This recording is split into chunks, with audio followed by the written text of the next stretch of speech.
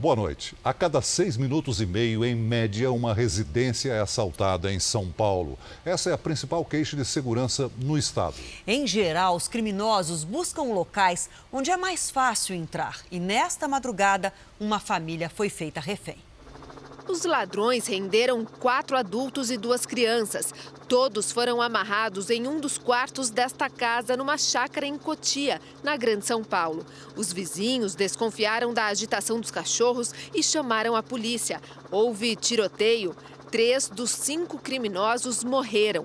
A aparente falta de segurança em residências costuma ser um atrativo para os bandidos. O furto é o crime de oportunidade pelo fato de que depende da vítima gerar justamente essa situação propícia ao criminoso. Os registros de roubos e furtos chegaram a quase 80 mil no último ano em todo o estado de São Paulo. Ou seja, um caso a cada 6 minutos e meio. O principal alvo são residências assim, fora de condomínio. Em ações rápidas, são raros os flagrantes com a prisão dos envolvidos. Câmeras centrais de monitoramento, controle de entrada e alarmes. Segurança reforçada neste prédio depois de 2 tentativas de invasão. Uma por 3 crianças, a faixa de 12, 14 anos, tentando simular que fossem filhos de moradores, tentando entrar com efeito carona, e outro também de efeito carona de adultos. Conseguimos, por sorte, bloquear isso na portaria. Suelen e o marido trocaram uma casa pela segurança de um condomínio depois de um assalto em que foram feitos reféns. A gente dorme um pouco mais tranquilo, mas a gente sabe que, assim, também não é garantia, né? Pode acontecer outras situações, a gente sabe que acontece. Veja agora outros destaques do dia. Líderes e facção teriam escapado pelo portão principal de presídio paraguaio. Em Minas, mulher é suspeita de ter coronavírus. Ministério da Saúde nega. Temporal compromete pontes e mata criança em Goiás. Na série especial, o relato dos sobreviventes da tragédia de Brumadinho.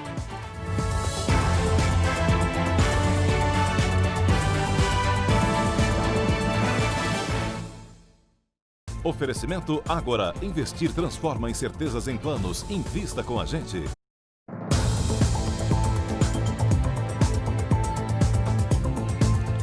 O Rio de Janeiro já registrou esse ano quase 500 tiroteios.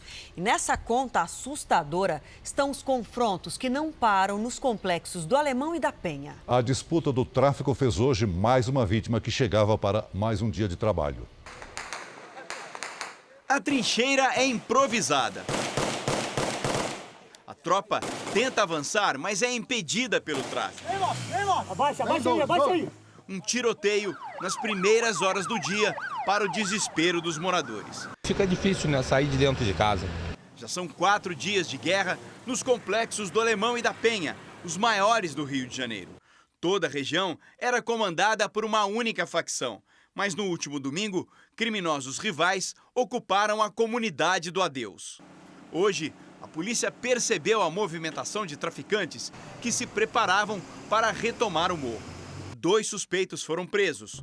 O helicóptero da Record TV flagrou o ataque com bombas ao veículo blindado e traficantes armados pelas ruas.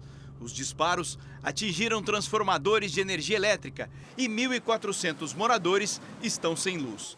Nesta disputa, um homem de 48 anos morreu, vítima de bala perdida. Samuel morava a 4 quilômetros daqui. Sem dinheiro para o transporte, fez o trajeto a pé. Desempregado há quase um ano, não queria faltar ao trabalho. Foi baleado quando chegava para o 2º dia no novo serviço. Nós acordamos de madrugada para ir trabalhar. Moramos em comunidade, mas nós não somos bandidos. O pedreiro, que nas horas de folga se dedicava à música, era casado e tinha 4 filhos. A gente sai sem direito de voltar. Muita violência nesse Rio de Janeiro, sabe? É muita dor. 3 fugitivos de um presídio paraguaio foram recapturados hoje e afirmaram que integrantes de uma facção criminosa paulista saíram pela porta da frente. O repórter Leandro Stoliar está em Ponta Porã, na fronteira, e tem outras informações ao vivo para a gente. Boa noite para você, Leandro. Oi, Adriana, boa noite a todos. Os 2 fugitivos foram recapturados numa propriedade rural. A gente acompanhou a operação da Polícia Paraguaia em Pedro Juan Cabadeiro, a primeira cidade depois da fronteira. Os detidos não resistiram à prisão. De manhã, outro fugitivo se entregou à polícia. Os 3 paraguaios recapturados contaram que não sabiam do plano de fuga e aproveitaram o túnel para escapar da cadeia. Disseram ainda que apenas os chefes da facção criminosa que controla a venda de drogas aqui na fronteira saíram pela porta da frente e que eram aguardados por caminhonetes do lado de fora. O Ministério Público do Paraguai investiga quem teria ajudado os prisioneiros a fugir. O diretor do presídio e os agentes penitenciários continuam presos. Com as prisões de hoje, sobe para 9 o número de fugitivos recapturados. 66 detentos que fugiram da prisão continuam sendo procurados. Da fronteira entre Brasil e Paraguai, Leandro Stoliar. Muito obrigada, Leandro. Uma criança morreu levada pela água da tempestade que atingiu Goiás. Ruas ficaram alagadas e passageiros acabaram presos dentro de um ônibus. Em Goiânia, o ônibus tenta atravessar uma rua alagada. As pessoas que veem a cena pressentem o perigo. Vai, motorista, vai! Vai, tanta gente aí, ó. Olha aí, cara. Moço, você vai rodar, vai rodar. A mesma situação é gravada por um passageiro dentro do ônibus. O clima é de desespero. Vai quebrar, não vai voltar, não. Depois do susto, passageiros continuaram no ônibus e esperaram o temporal passar para descer. Apenas na região noroeste da cidade, choveu 90 milímetros em apenas 3 horas. O equivalente ao que estava previsto para 10 dias inteiros no mês de janeiro. A tempestade transformou o pequeno riacho numa enorme cachoeira. Gente do céu, olha o que virou aqui o corvo aqui do Goiânia Viva. A água arrastou carros e motos.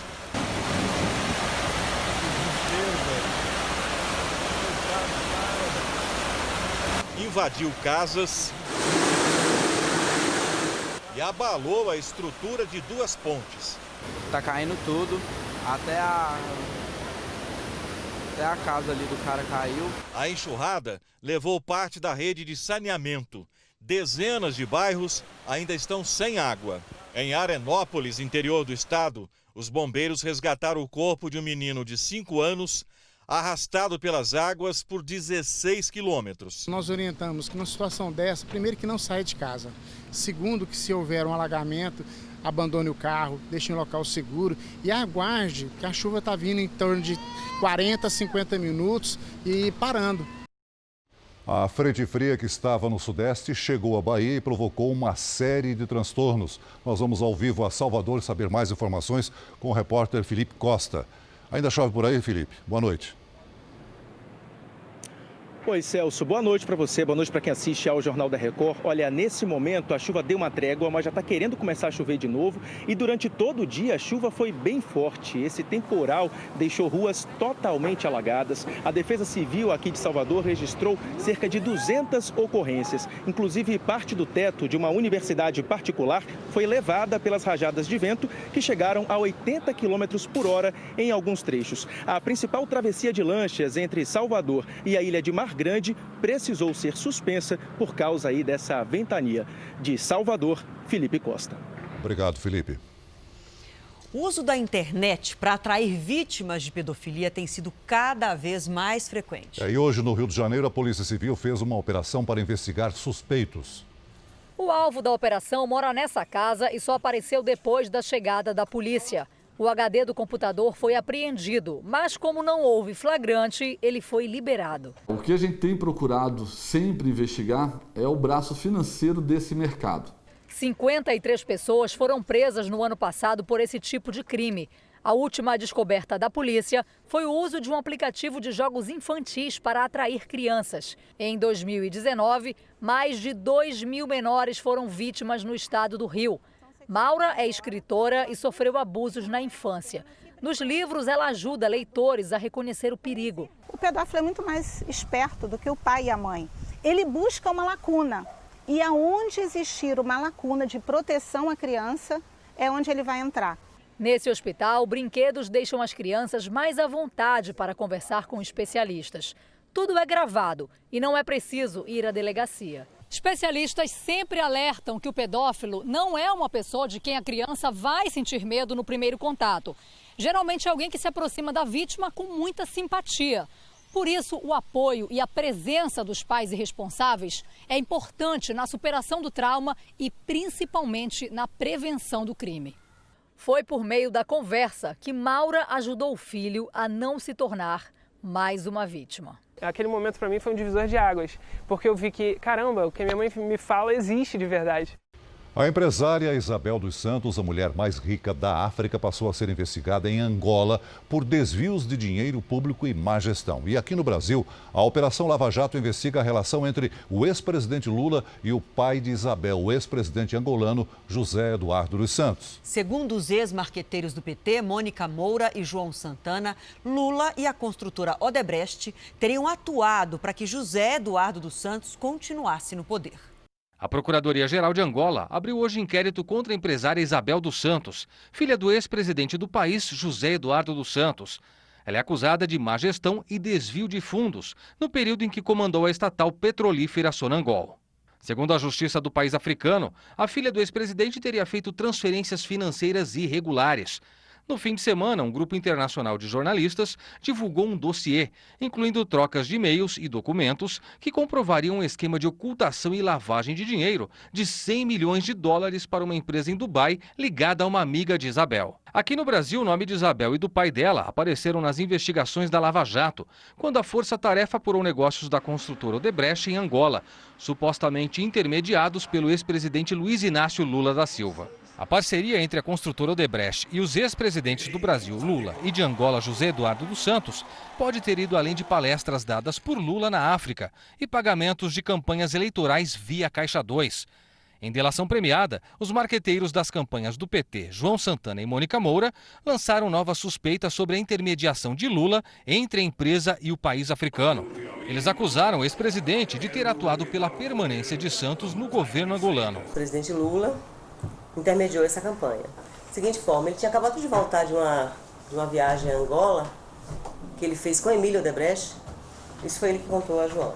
E o presidente José Eduardo dos Santos, que vai tentar a reeleição, queria que você fosse fazer a campanha dele lá. Segundo Mônica Moura, o dono da empreiteira Emílio Odebrecht obteve de Lula o aval para pegar empréstimos no Banco Nacional de Desenvolvimento, BNDES.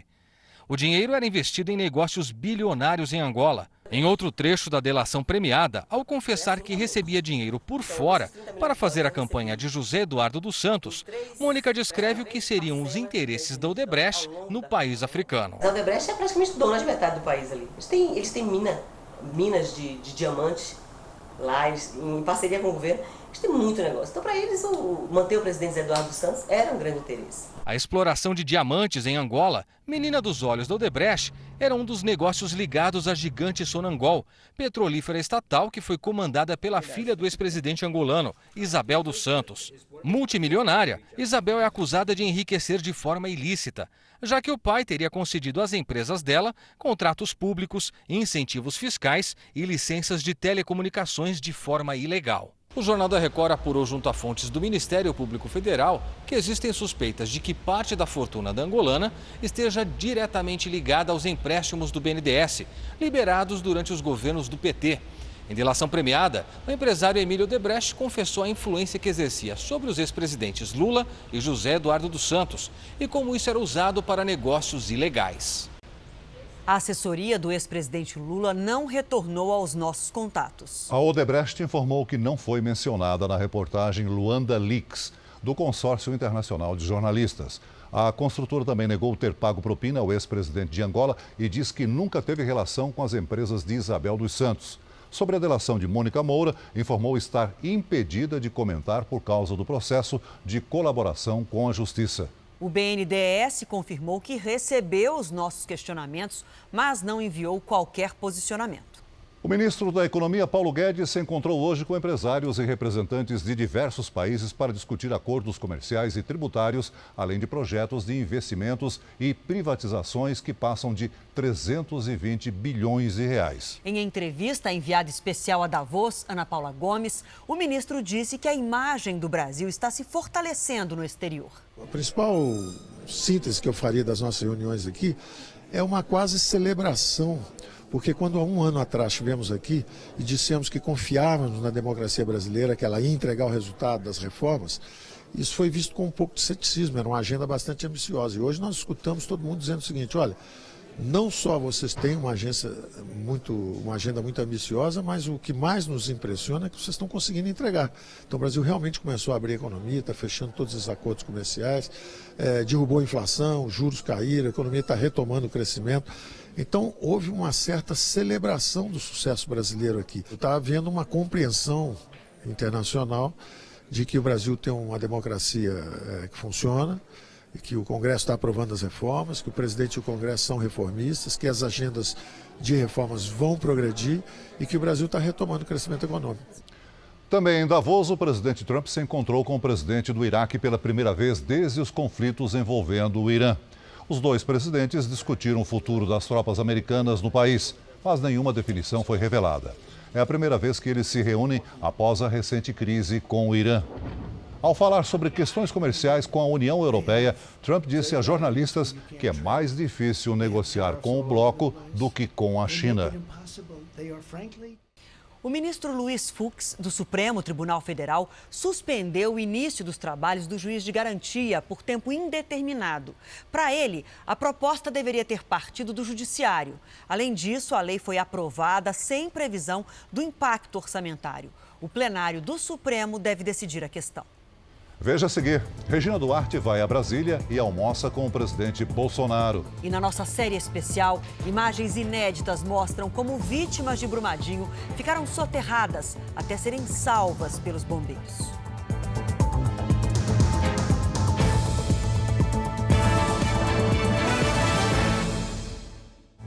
O presidente Bolsonaro recebeu a atriz Regina Duarte em Brasília para um almoço. Ela foi oficialmente convidada a assumir a Secretaria Nacional de Cultura. Na saída do Alvorada, o presidente falou com os jornalistas, mas justificou por que não daria entrevista. Quero falar com vocês, mas a Associação Nacional de Jornalismo diz que quando eu falo, eu agrido vocês. Então, como eu sou uma pessoa da paz, não vou dar entrevista, ok? Enquanto isso, no aeroporto, esquema especial de segurança para a chegada de Regina Duarte. Ao desembarcar, ela não confirmou que é a nova secretária de Cultura. Vou continuar conversando, noivando. Do aeroporto, Regina Duarte veio direto aqui para o Palácio do Planalto, onde se encontrou com o presidente. Ela almoçou com o Bolsonaro e alguns ministros. Logo depois, a atriz visitou a Secretaria de Governo. Regina Duarte também participou de uma reunião com ministros e foi conhecer a estrutura da Secretaria de Cultura. Entrou pela garagem e não falou com jornalistas. Ainda no Palácio do Planalto, o presidente se reuniu com os secretários de Segurança Pública dos estados. Eles pediram a volta do Ministério da Segurança Pública, hoje unido ao Ministério da Justiça, e a redução de impostos para a compra de equipamentos de segurança. A Confederação Nacional do Transporte divulgou a primeira pesquisa do ano em parceria com o Instituto MDA sobre a avaliação do governo. O desempenho de Bolsonaro melhorou. 34,5% dos entrevistados avaliaram o governo do presidente Jair Bolsonaro como ótimo e bom. Em agosto, eram 29,4%. 32,1% consideraram o governo regular. Em agosto, eram 29,1%. E 31% disseram que o governo é ruim ou péssimo. Em agosto, eram 39,5%. 47,8% das pessoas ouvidas aprovaram o desempenho pessoal do presidente. Em agosto, eram 41%. E 47% desaprovaram. Em agosto, eram 53,7%. Foram ouvidas 2.002 pessoas de 15 a 18 de janeiro em 137 municípios de 25 unidades da federação. Veja a seguir, caso suspeito de coronavírus é investigado em Minas Gerais. O Ministério da Saúde nega. E na nossa série especial, quem sobreviveu à tragédia de Brumadinho conta como escapou por um triz do mar de lama.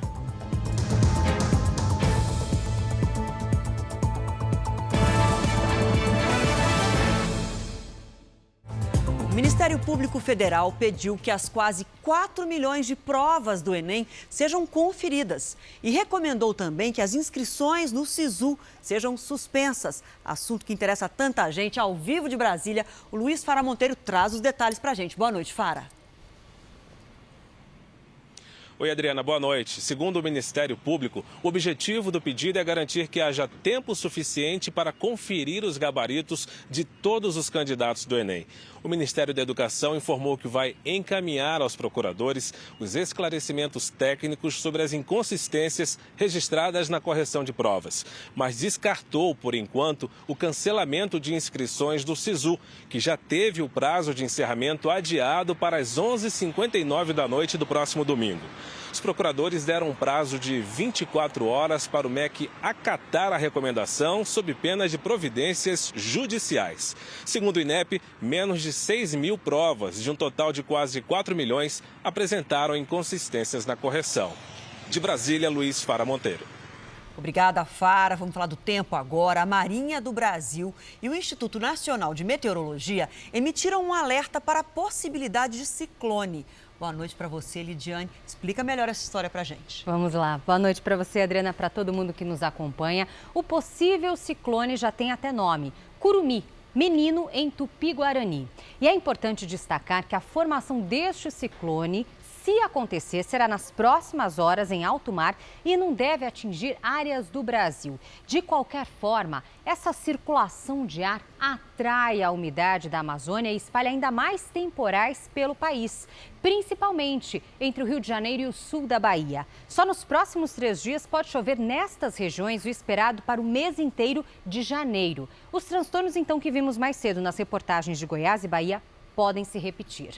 Amanhã tem risco de alagamentos e deslizamentos do Espírito Santo até Goiás. O mar fica agitado com ondas de até 3 metros entre o Rio Grande do Sul e o litoral da Bahia. No extremo norte, os ventos provocam temporais do Ceará até o Acre.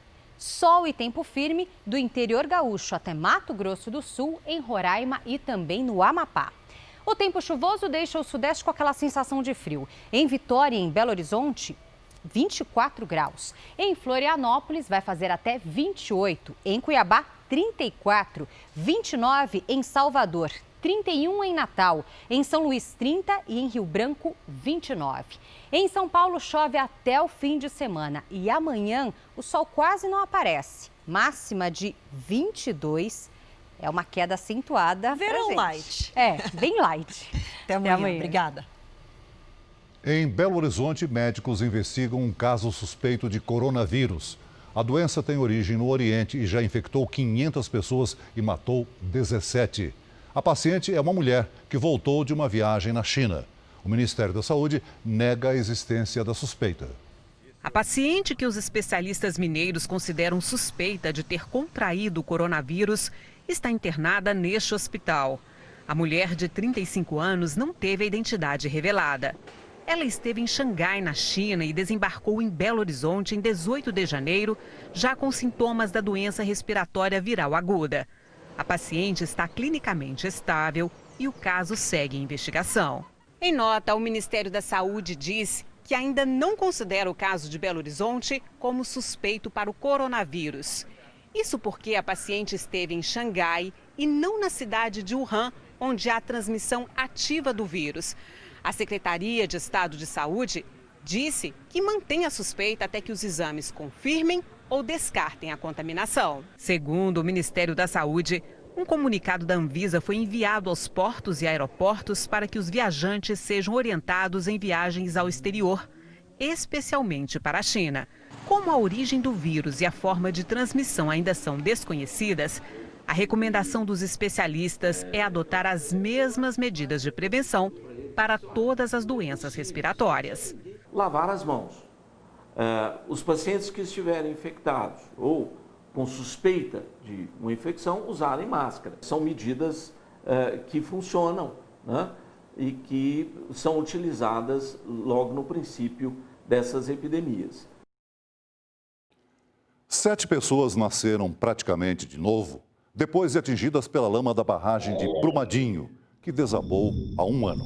Nós conversamos com os sobreviventes dessa tragédia e as histórias de como eles escaparam são impressionantes. Veja na nossa série de reportagens especiais.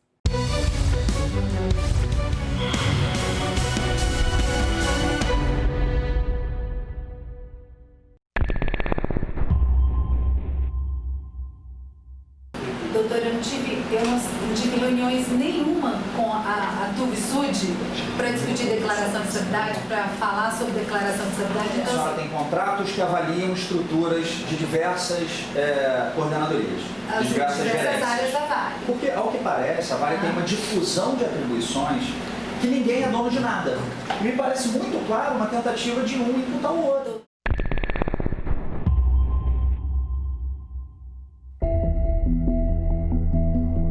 Bastaram alguns segundos para tudo mudar. Na hora que aconteceu, deu aquela explosão, eu pensei que os trem tinham descarrilhado. Aí que eu vi vindo aqui a montoeira de coisas. Aí foi na hora que eu gritei pro Sebastião: corre, Sebastião, vamos sair daqui que nós vamos morrer aqui. Aí eu corri a pé para um lado, né? Tentei correr. E ao tentar correr eu caí. E foi a hora que eu fui para a caminhonete também com ele. Eu fiquei assim, parado. Eu fiquei sem ação. São relatos de imagens que correram o mundo.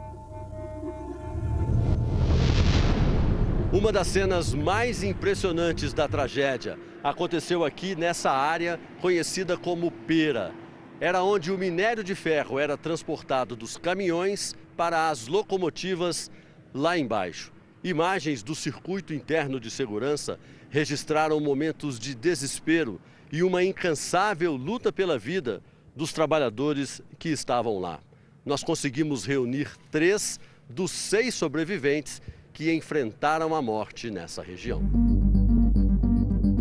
São 3 veículos. No trator está Leandro, no caminhão, Valdisson e Antônio. Muita tristeza, sabe? Eu toda hora fico pensando, falando assim, não está debaixo desses rejeitos, dessa lama aí toda aí, sabe? Toda hora eu penso que eu estou debaixo daquela lama. E na caminhonete, Sebastião e Elias. Os vagões começaram a voar para cima e nós começamos a correr. A questão era correr para onde? A gente tentou correr para um lado, não conseguiu. Tentou correr para o outro, não conseguiu. O cerco da lama parecia o fim. Parecia. Eu tentei vir para o acesso que tinha por trás aqui da estrutura, que saía na estrada ali em cima que a gente saía, mas só que a lama já tinha tomado aquela parte lá. Aí tentei vir por cá, que a gente foi atravessar pro lado de lá, também já tinha fechado. Aí eu fui, peguei e voltei com a caminhonete no mesmo ponto onde a gente tinha parado. Desliguei ela e falei com o Sebastião, ó, entrega a alma para Deus, pede perdão, que a hora de nós ir pro outro lado é essa. Mas não era. Eles ganhariam mais uma chance. Imediatamente após, os sobreviventes começaram a procurar por outras pessoas que talvez também pudessem estar vivas. Vocês chegaram até a encostar na mão de uma dessas pessoas, né? Assim que a gente saiu da caminhonete, a gente deparou já com o operador da máquina, o Leandro, pedindo socorro. Oh, pelo amor de Deus, me socorre aqui, gente, me ajuda, me ajuda. Ele estava soterrado até assim, até no nível do queixo, mais ou menos. Aí nós começamos a cavar com as próprias mãos.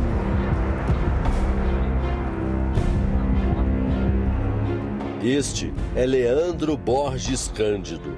Na imagem impressionante e exclusiva, revelada só agora, só dá para acreditar que ele está vivo por causa de um detalhe sutil, um suave movimento da cabeça logo no início da cena. A lama pressionou ele contra a estrutura e uma perna dele estava de fora e a outra perna dele dentro pressionou e quebrou a perna dele.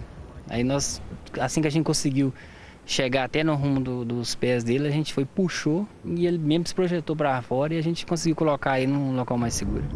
Leandro voltou a trabalhar na Vale, mas não quis gravar entrevista. Assim como ele, a maioria dos sobreviventes faz tratamento psiquiátrico, toma remédios para crises de pânico ou para dormir.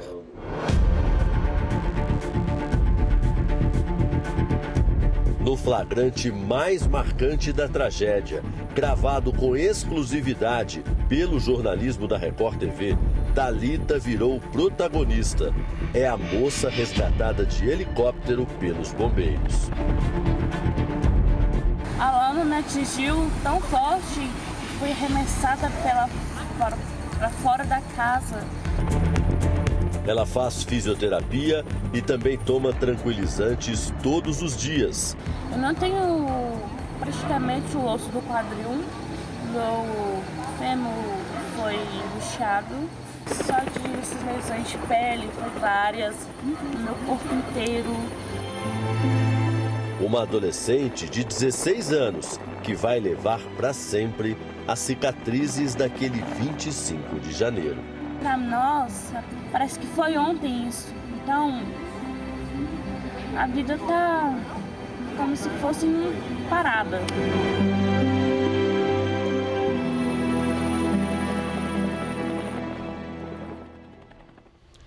O Jornal da Record termina aqui. A edição de hoje na íntegra e também a nossa versão em podcast estão no Play Plus e em todas as nossas plataformas digitais. E à 00:30 tem mais Jornal da Record com o Sérgio Aguiar. Fique agora com a novela Amor Sem Igual. A gente volta a se encontrar amanhã aqui no JR. Até lá. Boa noite e até amanhã.